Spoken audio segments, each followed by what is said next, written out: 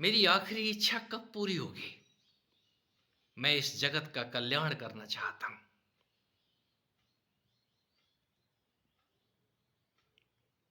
सब गुरुओं ने मुझे धोखा दिया और आप भी कहते हैं, पहले अपना कल्याण कर लो।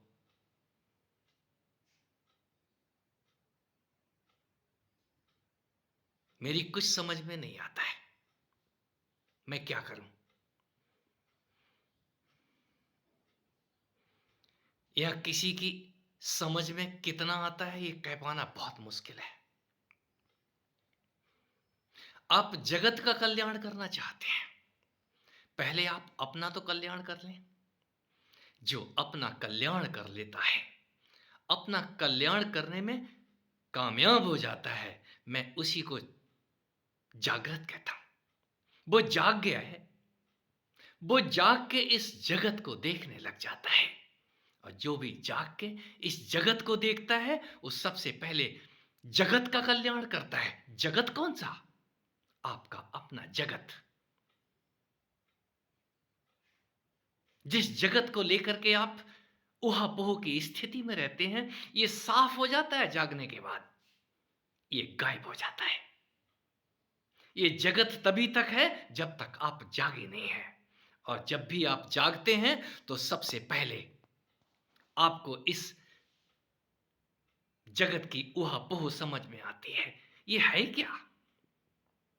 जिस संसार को आप संसार कहते हैं, ये संशय जागने के बाद ही जाता है और जो भी यहाँ पे जागा है, वो जगत का कल्याण नहीं करता।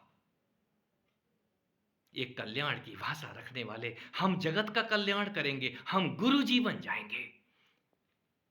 पहले कोई शिष्य तो बन जाए, शेष तो हो जाए। हम शेष कहाँ होना चाहते हैं? हम भर जाना चाहते हैं ज्ञान से और रिद्धियों और सिद्धियों से। हम जिसके ऊपर हाथ रखेंगे, उसका कल्याण हो जाएगा।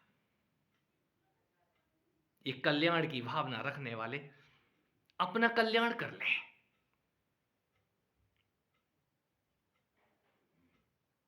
बहुत कुछ है। जो भी जागा है, वो जागने की बात करता है। जाग जाओ भाई। और जागने के बाद ही समझ में आता है कि दूसरा जो बोल रहा था, वो उसका मतलब कुछ और था। हम मतलब का मतलब निकालते रहते हैं। इसका मतलब ये है और इसका मतलब ये है। ये बुद्धि योग। ये बुद्धि भ्रमित करती है। इसीलिए हमारे गुरुकुलों में युवावस्था में उन ग्रंथों से, उन सद्गुरुओं की वाणी से वो ग्रंथ गूंजते थे, ग्रंथ समझाए जाते थे। कोई भी सद्ग्रंथ किसी आचार्य, किसी गुरु के मुख से जब निकलता है, तो शिष्यों के दिल में जो संशय होते हैं, वो संशय निवारण करते थे। आज हमने पढ़ लिया है और सुन लिया है। हम तो जाग गए हैं, हमको तो आप मिल गए हैं, गुरु का हाथ मिल गया है, और क्या चाहिए? गुरुजी ने कह दिया है, अब जाओ जगत का कल्याण करो। गुरु के कहने पे जगत का कल्याण करने निकल पड़े हैं। पहले अपना तो कल्याण कर लो। उस गुरु को अपने अंदर ज़रा खड़ा तो होने दो, वो गुरु आपको जगा देगा। वो जगाएगा, जगाने के बाद वो गुरु बाहर नहीं दिखेगा। बाहर का गुरु तो बार-बार मना करेगा। पहले खुद जाग जाओ। और जो भी जाग जाता है, वो सबसे पहले उसका अपने आप से मिलना होता है, साक्षात्कार होता है।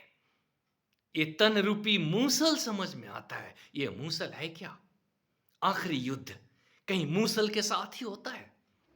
याद करें, भगवान कृष्ण अपने उन सभी नाते रिश्तेदारों को लेकर के उस प्रभास क्षेत्र में पहुंच चुके हैं और इसके बाद संध्या समय से पहले ही वहां पे गाली गलौज से बात शुरू होती है और बात एक दूसरे को मारो और काटो पे आ जाती है। अंततः भगवान कृष्ण को वो सरकंडा, वो मूसल, हम कहते हैं उनको किसी ने श्राप दिया था कि जो भी वो पकड़ेंगे वो मूसल बन जाएगा। हाँ, समझ तो आना चाहिए आपको, ये तन ही मूसल है। इस तन के सहारे आप जो कुछ भी पकड़ते हैं, लाठी डंडा आदि, वो भी मूसल ही है। आप प्रहार करने के लिए जो कुछ भी इस्तेमाल करते हैं, वो मूसल स्वरूपा ही है। और अंततः ये हाथ कब तक चलेंगे? ये तन रूपी मूसल भी थक जाता है। और इस मूसल को जब काम समाप्त हो गया, जब कृत्य समाप्त हो गए, वो सब के सब भगवान कृष्ण के हाथों मारे जाते हैं। कौन? स्वजन, जो उनके अपने सगे हैं, सबको तहस नहस कर देते हैं वो। और इसके बाद इस तन रूपी मूसल को एक वृक्ष की छाया में ले जाके लेटा देते हैं। और इसके बाद किसने तीर मारा है? जरा, वो बुढ़ापा, व्याधि, वो रोग आदि, व्याधि लग गई है शरीर को। तो जरा और व्याधि क्या है?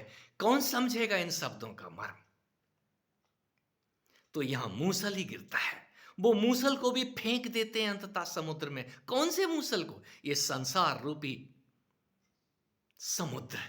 इसमें इस तन को फेंकने की प्रक्रिया आप नित्य करते हैं। संध्या समय, रात्रि के समय, एक ना एक समय ऐसा आता है, उस जाग में ये मूसल अपने आप गिर जाता है, लुढ़क जाता है, शक्तिहीन हो जाता है। कोई कृष्ण की कृपा से ही ये कृष्ण की वाणियां समझ पाता है।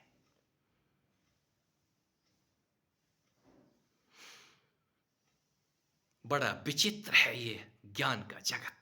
और जो भी यहां पे जागा है, वो जाग के बड़बड़ाता रहता है। मैं किसको कह दूं और कैसे कह दूं? यहां सच भी बोलो तो सच बोलने वाले, उनकी पूजा शुरू कर दी जाती है। हमारे गुरु तो एकदम सत्य सत्य बोलते थे। यहां पूजा मत करो गुरुओं की। यहां गुरु जो कह रहा है, उसकी बात को आत्मसात करो और अपने अंदर उस सत्य को जरा अवतरित होने दो।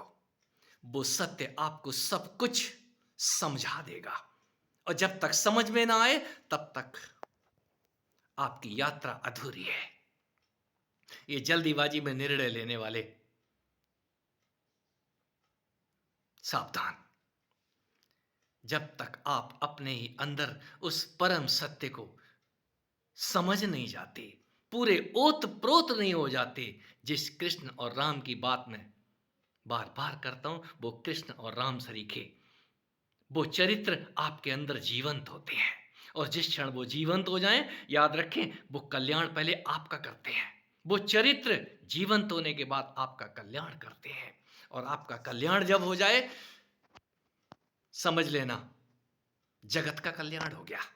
वो जाग, जाग ही तो जगत है। पहले आपका कल्याण, आपका कल्याण ही जगत का कल्याण है। फिर आप चुप भी बैठेंगे, तब भी जगत का कल्याण कर रहे होंगे। और किसी भी अवस्था में आपका इस धरा पे रहना शुभ होगा। क्यों? साधुन धरा शरीर। उस अवस्था में ये धरा भी उस साधु को, जो कि शुद्ध हो गया है, ये धरा भी उस फूल को थामे रहती है। क्यों? उसको वो खिला हुआ फूल, अच्छा फूल किसे नहीं पसंद होता है। ये धरती भी धारण करके प्रसन्न होती है। भगवान कृष्ण को भी अनंत काल तक उस जरा और व्याधि की अवस्था में धारण किए रहती है। क्यों? बहुत सारे उपदेश उद्धव को करने हैं। अंत अवस्था में उन्होंने बहुत सारे उपदेश उस उद्देश्य को लेकर के उद्धव को किए हैं। उद्धव के बहुत सारे सवालों के जवाब दिए हैं। कोई भी गुरु यदि वो जिंदा रहता है, तो उद्धव किसी अपने मित्र को, किसी शंकालु को, और जो पूछने वाले हैं उनके जवाब देने के लिए वो शरीर को धारण नहीं किए रहता है। ये धरा उसको रोके रखती है। और जब उसका काम पूर्ण हो जाता है, तो वो कहीं जाता नहीं है। कोई कहीं नहीं जाता, ये मैं कहता हूं। गुब्बारा ही फूटता है, और वो भी गुब्बारा बाहर से दिखाई देता है, अंदर कुछ भी नहीं बिगड़ता। तू चिंता क्यों करता है? और चिंता, जिनको चिंता होती है, उनको चिंता मुक्त होने के लिए स्वयं प्रयास करना पड़ता है। जो दूसरे के सहारे चलते हैं, वो ज़्यादा दूर नहीं जाते। अपना सहारा, अपने ही अंदर उस गुरु तत्व को जागृत करो मित्रों।